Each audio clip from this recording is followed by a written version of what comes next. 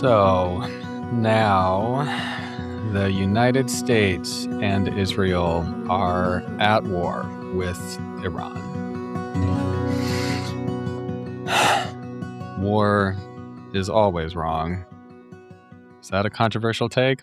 I think war is always wrong. I just think it's always a bad idea.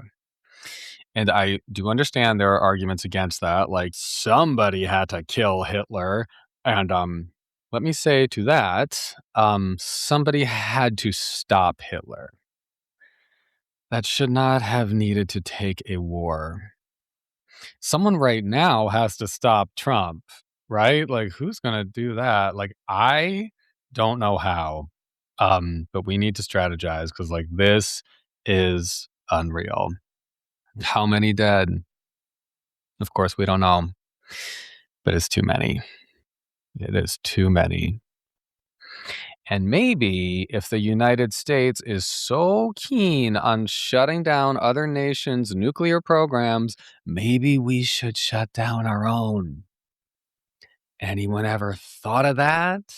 Oh, right. Someone has. It's called nuclear disarmament. Someone has already thought of that. Some really good ideas already exist. We just need to fucking go with the good ideas like nuclear disarmament and not with the bad ideas like war. But here we are. If anyone listened to my first podcast episode of 2026, it was called It's Going to Be a Hard Year. Yes, here we are. And you're still alive.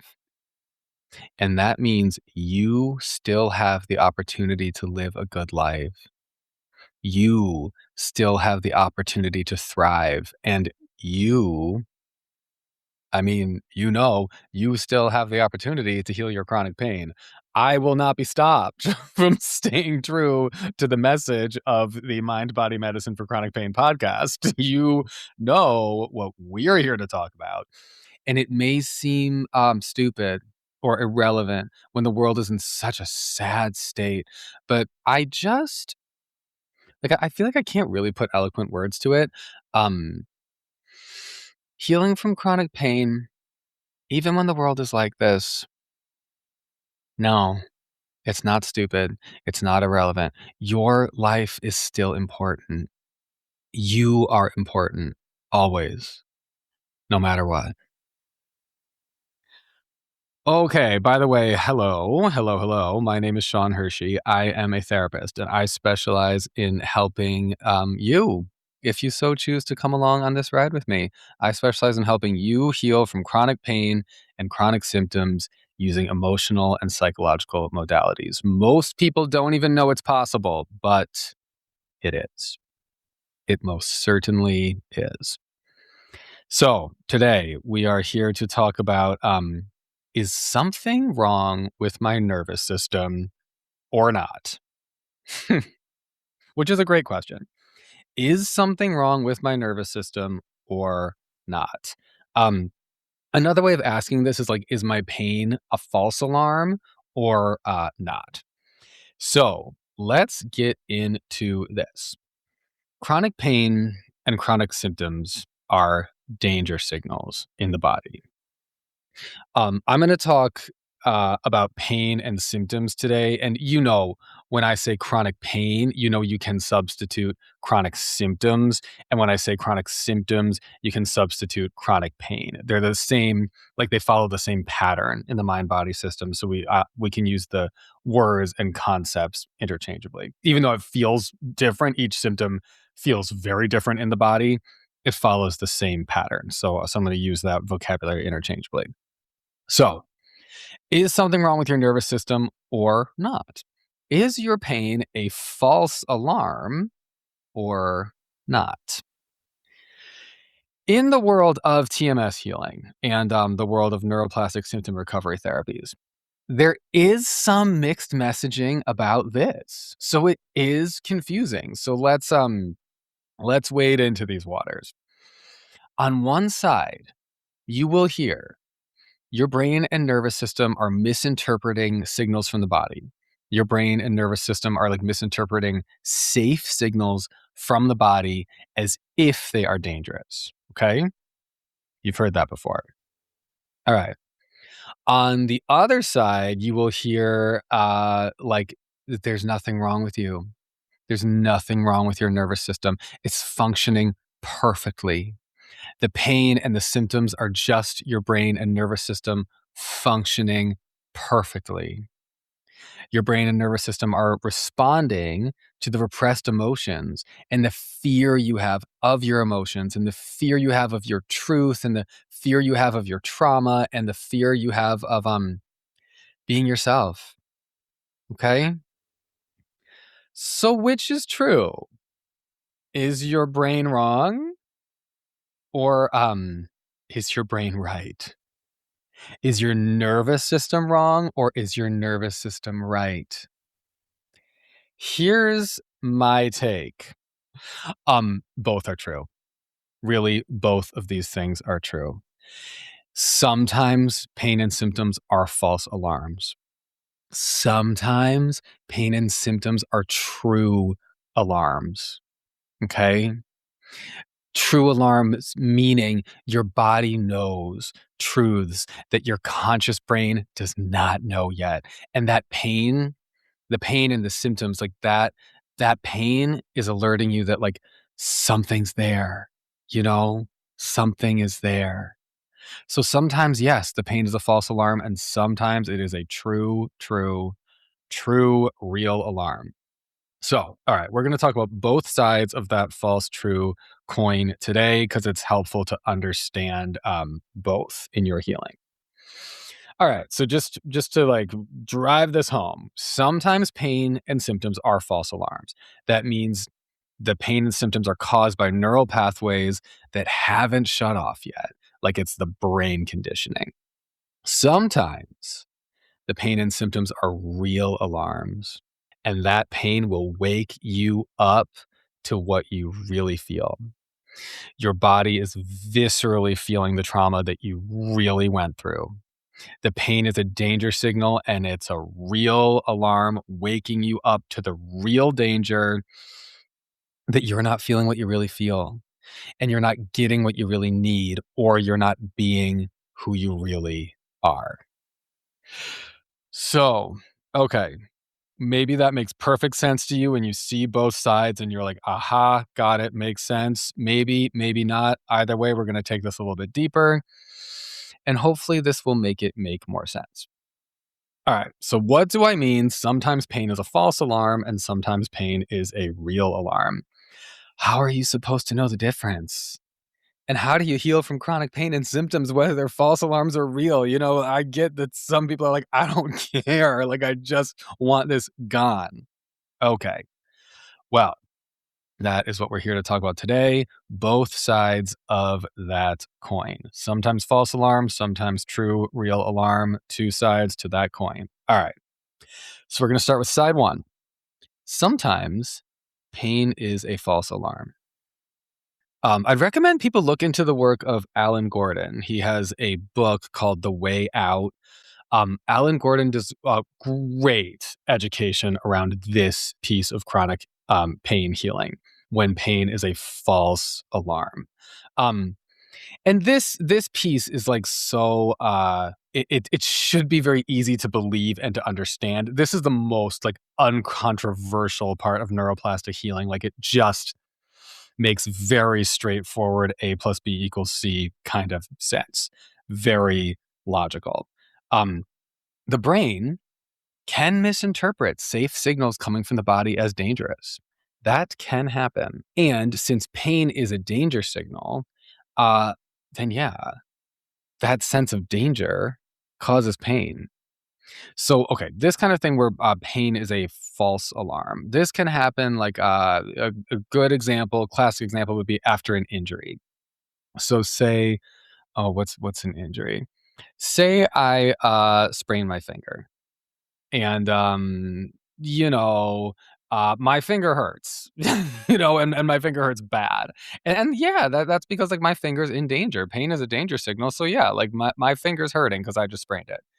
And then I go through a healing process and, the finger heals and it's back to, it could be back to normal. It could be healed and back to normal. Um, but weeks, months go by. In some cases, you know what TMS is like. Um, in some cases, years go by and that finger is still hurting. Okay. This might very well be because after the injury, your brain got used to hypervigilance around the finger. Your brain got used to hypervigilance around the pain, hypervigilance around, can I do this with my finger? Oh, no. Can I do that? Oh, no. Should I hold the pencil? No, no. Should I type like, oh, no, no. So you got very hypervigilant, very avoidant, started to fear a lot of different things. And that hypervigilance, that fear, that avoidance, that is all the new danger signal. So the pain can very much stick around because things that you actually could do, if you did some graded exposure, you could type. You could use a pencil. You could do all kinds of things that you used to do with your finger.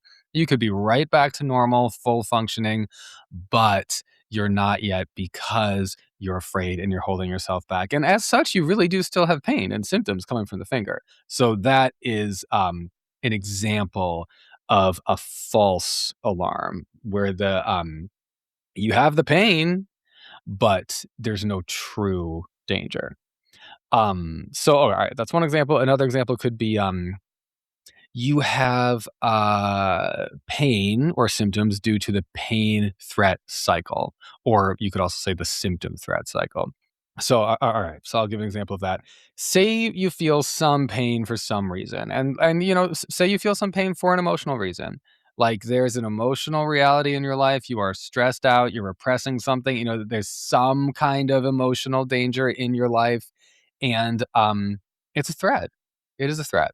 And so, say neck pain. Your neck is hurting. Your neck is tight, it's tense. You're like, oh, like trying to stretch it out this way and stretch it out that way. And oh, crack, could you crack it? And like, what if you hang it down this way? Does that make it feel better? What if you arch it back? Does that make it feel better? And like, oh, and then the emotional situation blows over.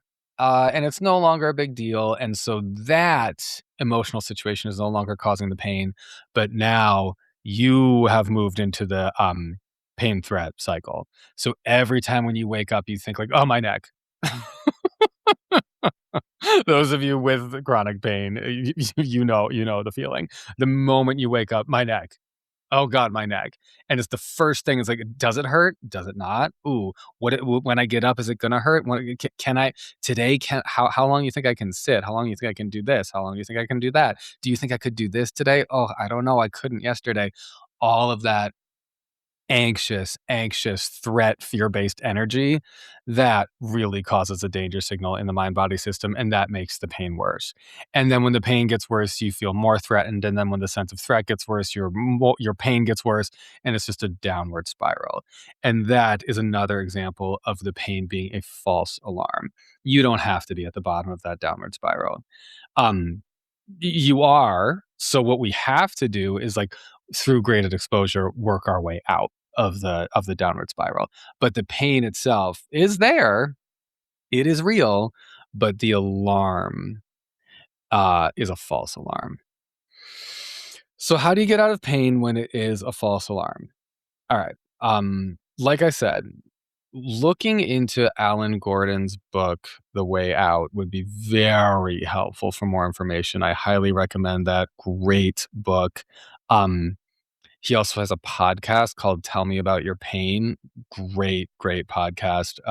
It's old. It's not like active, like new episodes coming out, but it is good. It's just like their evergreen information. Definitely recommend that. Somatic tracking is a really good way to get out of pain when it's a false alarm. That's like a meditative practice where you feel into the pain through a lens of safety. Giving yourself messages of safety. That's a really good way to get out of pain when the pain's a false alarm. Slowing down, taking care of yourself in order to soothe and calm your nervous system. also great. Getting more information to show and to tell your brain that, your brain and your nervous system that it doesn't need to be afraid. Calming down, that will turn off the pain and the symptoms. Calming down will help turn off pain and symptoms and turn down pain and symptoms always, especially when the pain and symptoms are false alarms. That'll really help, and it might get you all the way to 100% gone. It's a false alarm. Everything's fine. You're just a human with a sensitive nervous system, and everything is fine. Okay, so that's part one. Sometimes the pain is a false alarm. That's the first side of the coin. That is the simpler side of the coin. Um, Both sides of the coin are real. Both sides of the coin are true. Both things may be happening in your body because both happen in human bodies. So we're going to talk about both sides of the coin. That was side one. Side two. Sometimes the pain is a real alarm. Okay, so I'm gonna tell a brief story about my, self-pitying, feeling sorry for myself, etcetera, and chronic pain. To help you see, like, "Oh, yeah, this is when the pain is not a false alarm. This is when it's real." So, I was, like, doing some errands, was, coming home from the gym and Chipotle and Target, so I was, living the dream. Um, and while I was walking home from Target specifically, I was listening to another chronic pain podcast because there are so many good ones. And it was great. On this podcast, someone was being interviewed. It was someone's recovery story. It was like in the TMS neuroplastic recovery world. So I was like speaking my language. The guy who had, he had like fully recovered from his chronic pain. And it was a man being interviewed, basically my age. He was like maybe like a year or two younger than me. So I was like, yeah, he's kind of like me. Um, and the guy on the podcast interview, he was like, like driven and puts a lot of pressure on himself. So again, I was like, yeah, he's kind of like me. And this guy was a perfectionist and had all the personality traits. And I was like, yeah, this guy is kind of like me. And he wanted to do all these physical things, but was like so held back by his pain and his symptoms. He'd gone to all these lengths to like avoid his triggers and make his life like work for him, but it ended up making his life so small. And he like had all these symptoms and all this pain despite avoiding all the quote unquote triggers. And I was like, yeah, like I definitely remember that. Um, he's really kind of like me. So I'm relating to this story on this podcast big time, and I've got my, Target bag, and I'm walking home, and and so then this guy he gets into the recovery story from his chronic symptoms, and he had the kind of recovery story like I found out about neuroplastic work and TMS, and then within a few months, I was fully pain free. Okay. So that is not like me. Definitely not. And this one hit me. At this point in the podcast, I'm walking home and this of course was a day where my hip was hurting. And like not just like a little tense, like it was hurting. Like my hip was hurting. And so this story like hit me hard. And at this point, I literally start to tear up. And it is not often that I get myself to a place where I'm, like, really, um, feeling sorry for myself, but, like, feeling sorry for myself in a good way, like, feeling real deep self-compassion, like, wow, my journey, my recovery, my life has been so much harder. than some people's lives. And I'm walking on my own now, like, kind of fully in tears, which is, for those of you who know, that's an actual common New York City experience. Crying on the street, crying on the subway, or watching people cry on the street, or watching people cry on the subway. If you know, you know. And on this day, I am the one. I am the one crying, and crying for myself. 'Cause my pain recovery story has not been like that. Not at all. I've had to do so much more emotional work, like, so much more than could possibly be contained in, like, a few months. I was so much more lost than this guy. I am so much more traumatized than this guy. And as I'm crying, I'm thinking, like, I have been and this is me journal speaking, which is Nicole Sachs' language for just letting all your emotions rise, holding nothing back, being dramatic, being honest and true, even if it's also not fully true because there are other truths that contradict your feelings, but like you still feel this way anyway. So, okay, in journal speak language, I'm walking and just thinking like I've clearly been so much less appreciated over the course of my life than this guy. I have been so much less valued over the course of my life than this guy. I've been so much less acknowledged than this guy. I've been so much less cherished than this guy. I've been so much less loved than this guy. I've been so much less allowed to exist. I've been so much less myself. I have been repressed and I have been oppressed in ways that this dude probably can't even fucking fathom. And then I think, oh, but actually, maybe he fucking can. Because maybe he's one of the fucking straight men who completely ignores and overlooks and devalues gay men because actually they all do that fucking same thing. So I'm sure he's no fucking exception. So, yeah, you can see my journal speak, my true and untrue journal speak rant. And you can see how that's both untrue but also true.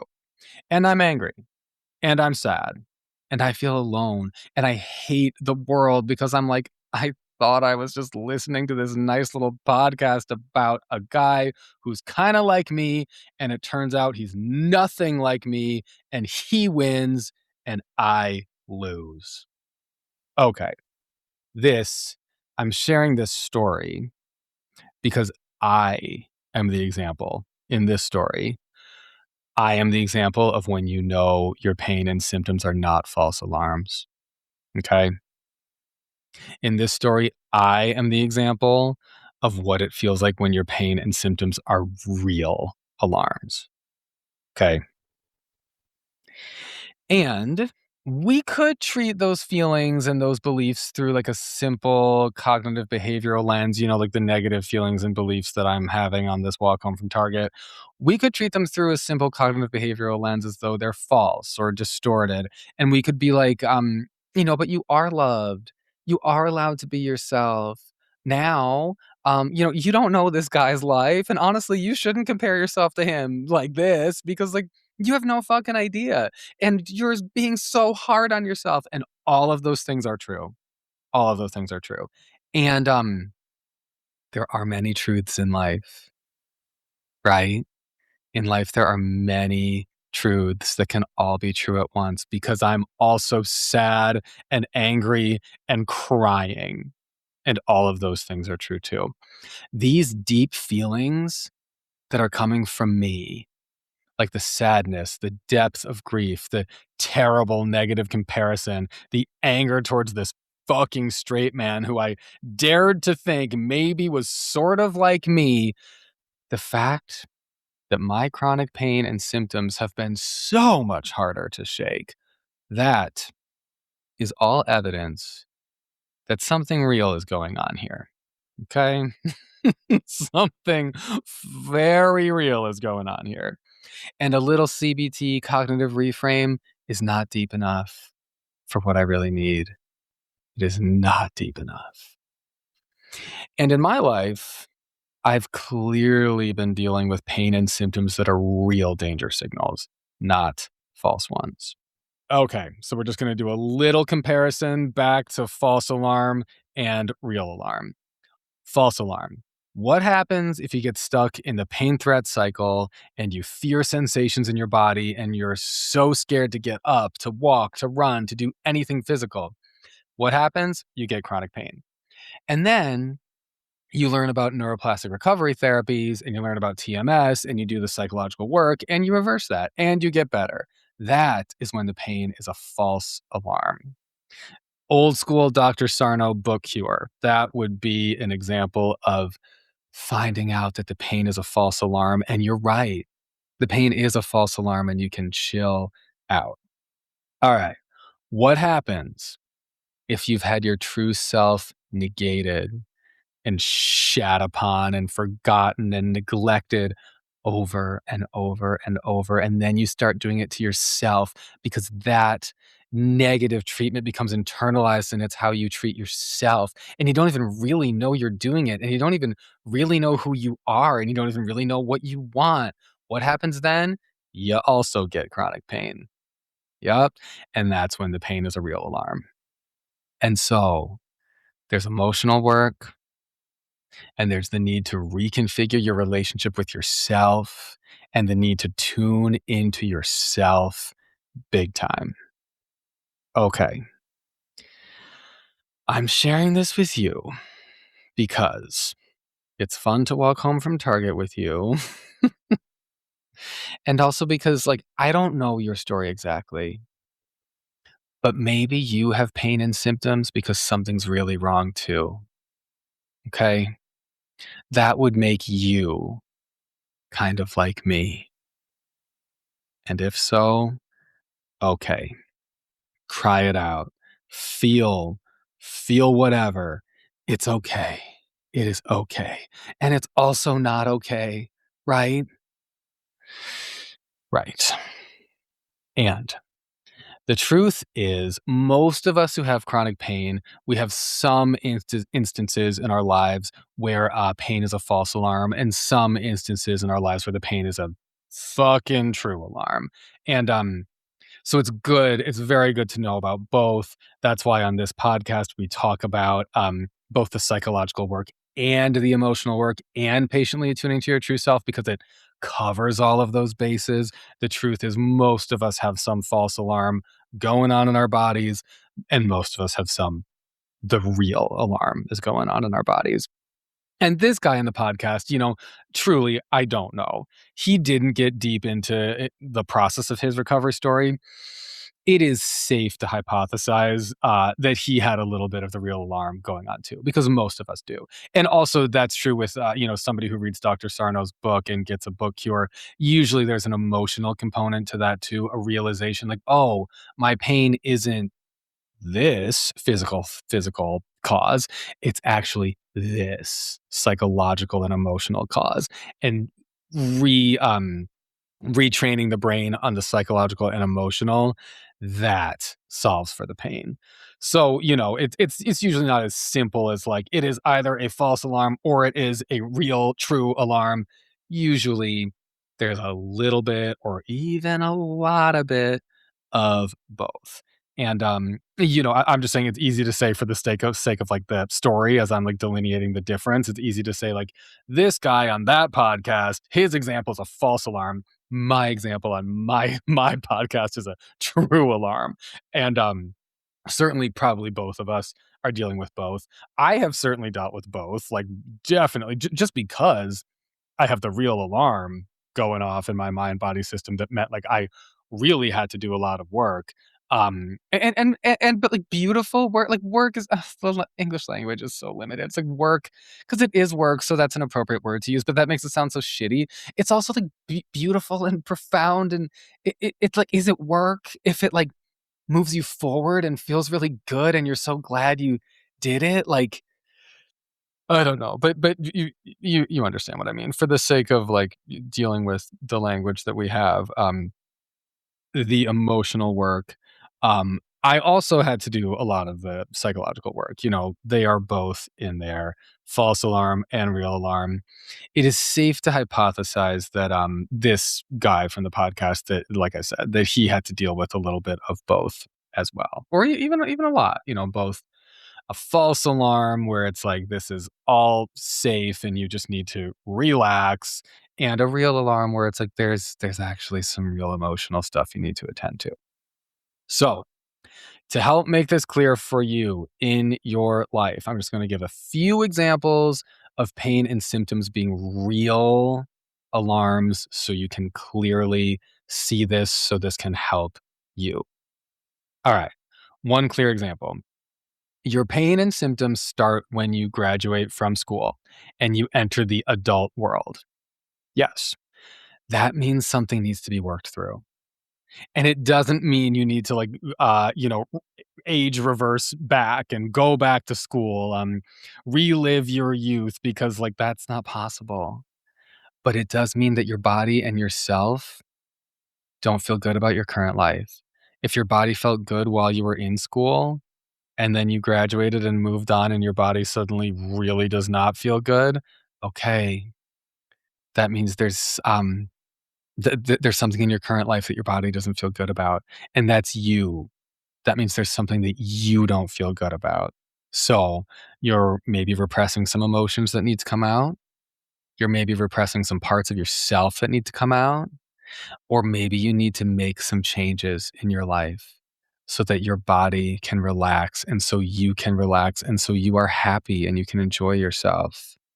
Okay. That's an example of, if when the pain is a real alarm, just to like illustrate this. Another clear one. Your pain and symptoms start when you get into a new relationship. Okay. This means something in your body doesn't feel comfortable in this relationship. Something in your body feels threatened or feels like it's in some kind of danger in this relationship. Does that mean you must break up? No, not necessarily. It might mean that. So we don't want to like take that off the table. Like, it might mean that, but not necessarily. Having pain and symptoms that start when you start a new relationship, maybe it means you need to do some growth in the relationship. Maybe it means you need to get good at, I don't know, like asserting yourself, being yourself, having boundaries, holding on to you and holding on to who you are when you're in a partnership. Maybe that's the growth you need to do. Maybe there's growth that needs to be done in the partnership together, you know? But if your pain and symptoms are coming on at the time when you just got a new relationship and there's the pain and the symptoms, sounds like a real alarm to me, not a false one. So those are two just like very, very basic examples. Life transition and pain and symptoms begin. There are a ton, but those are just very basic examples of when the pain is looking like a real alarm. Okay. And this is a good thing for you to journal about. If my symptoms are a real alarm and not a false one, then why do I have an alarm sounding in my body? That is a great question to ask yourself. If my symptoms are a real alarm, not a false one, then why do I have an alarm sounding in my body? And then just go to the journal and I have an alarm sounding in my body because I have an alarm sounding in my body because I have an alarm sounding in my body because, and just see what comes up. Take that to the journal. My recommendation to you. Also, a great thing to take to a therapist. Um, I have an alarm sounding in my body because, talk that out, feel that out, right? Whew. So, how to get out of chronic pain when it's a false alarm. That is the work of, like I said before, somatic tracking, getting more information about pain to calm your nervous system down, move out of the fear of pain and symptoms, and move into a place of safety. That sort of thing. That's getting out of chronic pain when it's a false alarm. How do you get out of chronic pain when it's a real alarm? How do you overcome the symptoms when they're real alarms? All right, many ways, but I will leave you with these recommendations: journaling, therapy, and making some changes in your life. 1, 2, and 3. I'm sure we could make a list of 20, but those are very clear, obvious ones that I'm going to leave you with: journaling, therapy, and making some changes in your life. Journaling, to get to know what you really feel, to increase your awareness, to increase your self awareness. Journaling is so helpful. Therapy, to get help, getting to know what you really feel and to get help feeling through it. A therapist can see things that you cannot see on your own. And this is not because you're stupid or weak or you're not trying hard enough or you're doing it wrong. This is because you're human. A therapist can see things you can't see on your own because you are human. You have a human brain, and human brains are threatened by difficult emotions and truths. Human brains defend against difficult emotions and difficult truths. Whether you have been through trauma or whether you have not been through trauma, your brain will defend against difficult emotions, especially if you have been through trauma. But really, this happens to anyone, trauma or no. This is how the brain works. That is why it's so helpful to have someone else helping you. Don't deprive yourself of that. Truly, my recommendation to you, don't deprive yourself of that. So, okay, journaling, therapy, and then making some changes in your life. And this is so you get your true needs met. Maybe the change you have to make is leave your job, get a divorce. Maybe. I mean, there are people on this journey who yeah, they do things like that, maybe. But not necessarily. It doesn't it's not like it has to be extreme. Maybe it's just making the change of having a radically different relationship with yourself. And I say just as if that's like a small thing. That's a huge thing. Maybe it's just setting some different kinds of boundaries in your life. Again, radical change, just setting boundaries. Um, Maybe the change you need to make is small. Maybe the change you need to make is big. It will probably feel big to you, and it will. And I don't know. It might be big to other people in your life. It might be small to other people in your life. Either way, it will be big to you. You won't. You don't have the pain and symptoms because you don't have it for nothing. Like, it hurts because it hurts. You wouldn't be in pain if you're not on some level in pain. All right, so think about if you need to make some changes in your life, if you need to have a different kind of relationship with yourself, if you need to say no when you always say yes, if you need to just let it go with the people pleasing and stop doing all that nonsense and negating yourself over and over again. If you need to let people get pissed at you, you know, I literally was just talking to a client earlier today about if I'm more authentic, what if I drive some people away? Yeah, that might be a change that you might have to make in your life. It might be. I don't know. I can't answer that question for you. That would be disempowering if I were to answer that question for you. You have to make that you have to answer that question for yourself, you know? Okay, so like I said, getting over chronic pain and symptoms when it's a real alarm, there are undoubtedly so many ways to do this, but I'm giving 3 clear and very concrete, easy to move forward with examples: journaling, therapy, and thinking about do you need to make some changes in your life? And if so, what kinds of changes? Okay. That is it for today. Wow, a nice good. When I started this one, I was like, "I want this to be less than an hour, please." But I didn't wanna say that in case it ended up being an hour and 5 minutes. But here we are. We did this in less than an hour. Yay, well done. And now, hopefully you have a better sense of making sense of Is your pain a false alarm? Because, people say that and that resonates. Or is your nervous system functioning perfectly well and it's just alerting you to the fact that there's a real, you know, there's a threat here that you don't have to be threatened by and you can face it. You certainly can, but like it's really there and you got to face it because that resonates too. It probably all resonates because the false alarm theory and the true alarm theory are both true and they're both probably happening in your body. Okay. That is it for today.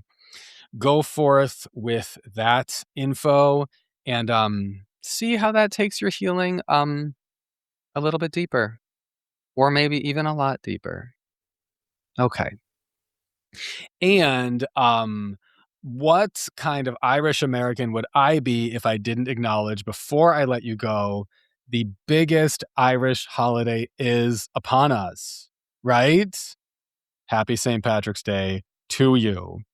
The Irish in me says hello to the Irish in you. And it doesn't matter if you're Irish or not. We are all Irish on St. Patrick's Day if you want to be, if you so choose. Welcome to the clan. Oh, and on this most fun Irish day, I will leave you with this. The world may be at war, but may you go in peace. May the road rise up to meet you. May the wind always be at your back. And until we meet again, may God hold you in the palm of his hand. No matter how bad things get, you are still alive. Boom. I'll see you next week.